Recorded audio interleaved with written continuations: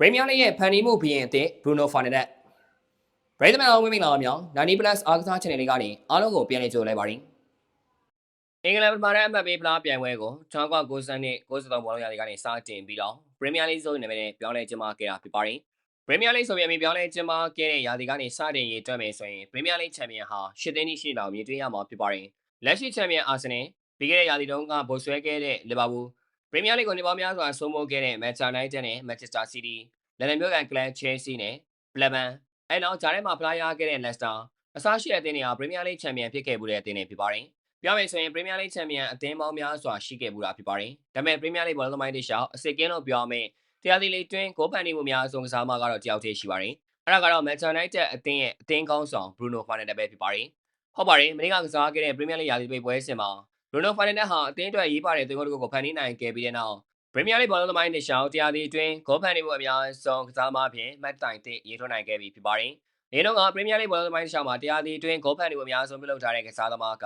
အာဆင်နယ်ရဲ့ကနဝင်ကစားသမားတီယာရီဟိုနဒီနဲ့မန်စီးတီးရဲ့ကွင်းလယ်ဘောဂျိုဂျီကီဗင်ဂျီဘရိုင်းနာတို့ဖြစ်ပါတယ်။ဒီကစားသမားတွေဟာသူတို့အသင်းရဲ့အကောင်းဆုံးအချိန်တွေမှာအခုလိုမျိုးတရားသီအတွင်းဂိုးဖန်တီးမှုအများဆုံးကစားသမားဆိုတဲ့စံချိန်ကိုတင်နိုင်ခဲ့တာဖြစ်ပါတယ်။ဒါအပြင်သူတို့ကစားခဲ့ရတဲ့အသင်းတွေမှာလည်းတိုက်စစ်ကစားသမားတွေအကောင်းဆုံးပုံစံမှာရှိနေတဲ့အချိန်မှာဒီစံချိန်ကိုရရှိနိုင်ခဲ့တာဖြစ်ပါတယ်။ဖရီဟာလည်းအာဆင်နယ်ရွှေရောင်ခေတ်တွေမှာဒန်နစ်ဘာကန်ပီရက်စ်တို့နဲ့တွဲကစားခဲ့ရသလိုဒီဘရိုင်းဟာလည်းဟာလန်တို့တိုက်စစ်မှုတွေနဲ့တွဲကစားခဲ့ရဖြစ်ပါတယ်။ဘောလုံးအကစားကိုချစ်မြတ်နိုးတဲ့ညီကိုတွေအနေနဲ့ဂျာစီတွေကလည်းအရေးကြီးတဲ့အခန်းကဏ္ဍမှာပါဝင်နေတာပါ။အခုသိရတဲ့အသင်းရဲ့ဂျာစီတွေကိုပစ္စည်းမှန်ဈေးနှုန်းမှန်နဲ့စိတ်ချယုံကြည်စွာဝယ်ယူခြင်းနဲ့ဆိုရင်တော့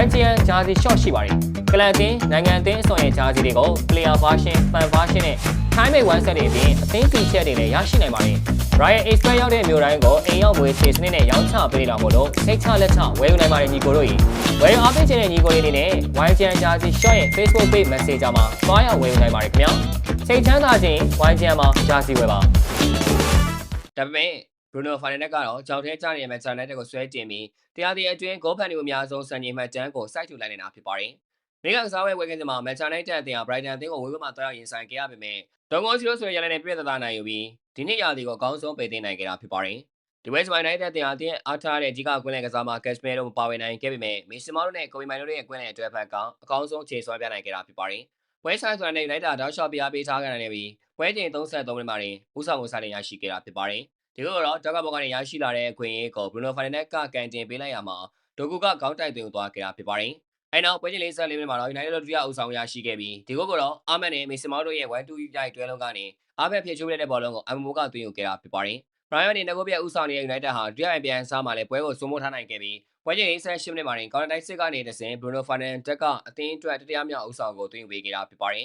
။ကလေးလုံးတော့ဒီသင်းကအလူကျွန်းနေတယ်ဆိုပေမဲ့ VAR ပြန်လည်စစ်ဆေးရမှာတော့ဂိုးပြင်ခွင့်ပြုခဲ့ရတာဖြစ်ပါတယ်။လက်ကျန်ပွဲတွေမှာ Brighton ဘက်က United ဘက်ကိုထိုးပေါမှုတချို့ပြုလုပ်နိုင်ခဲ့တယ်လို့အခွင့်အရေးတချို့ရရှိခဲ့ပေမဲ့လည်း United အသင်းရဲ့ဂိုးသမားလေး Sandy Lasman ကအကောင်းဆုံးပုံစံနဲ့ကာကွယ်သွားနိုင်ခဲ့တာဖြစ်ပါတယ်။ဒါအပြင် Bruno အနေနဲ့ဥရောပဒေသီလ5ခုမှာတရားသီအတွင်းဂိုးဖန်တီးမှုအများဆုံးကစားမဖြစ်လာဖို့အတွက်စံချိန်တင်ခွင့်ရှိခဲ့ပေမဲ့သူ့ရဲ့ကန်တင်ပေးမှုကိုရိုကခေါင်းတိုင်ဆုံးတက်ခဲ့ရမှာတိုင်ထီကဲလို့နေတာကြရတာဖြစ်ပါတယ်။ဒါအပြင် Bruno အနေနဲ့ဒီပွဲစဉ်မှာနောက်တက်သွင်းကိုတွေထပ်မံရရှိအောင်ဖန်တီးပေးနိုင်ခဲ့တယ်လို့ကိုယ်တိုင်လည်းဂိုးသွင်းခွင့်တွေရရှိခဲ့ပေမဲ့လည်းပြန်မဲ့ဂိုးသမားရဲ့လက်စွမ်းပြကာကွယ်မှုတွေနဲ့ကိုယ်တိုင်အဆုံးတန်ဉာဏ်ဖြစ်မှုတွေအကြောင်း3-0ဆိုတဲ့ရလဒ်နဲ့ United တို့ကျင်းနေကြရတာဖြစ်ပါတယ်။ဘာဖြစ်ဖြစ်ဒီနေ့ဘောလုံးရာသီကတော့ United ပရိသတ်တွေရဲ့အတွက်ကော United အသင်းအတွက်ပါကျင်းနေစရာကောင်းတဲ့ဘောလုံးရာသီတစ်ခုလို့ပြောရမှာဖြစ်ပါတယ်။ပြီးခဲ့တဲ့နေ့ဝက်ကာလာတော့ကအမေရိကန်ထုတ်ပယ်ခဲ့ပြီးကားရရောက်ရှိလာခဲ့ပြီးတဲ့နောက် United ဟာတောက်လျှောက်ရလက်ကောင်းတွေရရှိခဲ့ပြီးရာသီကမှာအဆင့်3နေရာမှာခိုင်မာရည်တည်နိုင်ခဲ့တယ်လို့ချန်ပီယံလိဝေးနေရာကိုလည်းရရှိခဲ့ပြီးဖြစ်ပါတယ်။ဟုတ်ကဲ့ပါခင်ဗျာဗီဒီယိုလေးကလောက်ပါပဲ။နောက်နေ့မှာလည်းအားကစားနဲ့ပတ်သက်တဲ့သတင်းကြားတွေကိုတင်ဆက်ပေးတော့မှာဖြစ်တာကြောင့်ကျွန်တော်တို့ရဲ့ page ကို like and follow လုပ်ပြီးဒီဗီဒီယိုလေးကိုလည်း share ပေးကြပါဦးလို့ပြောရင်းနဲ့ညီကောင်းချိုးလိုက်ရပါတယ်ခင်ဗျာ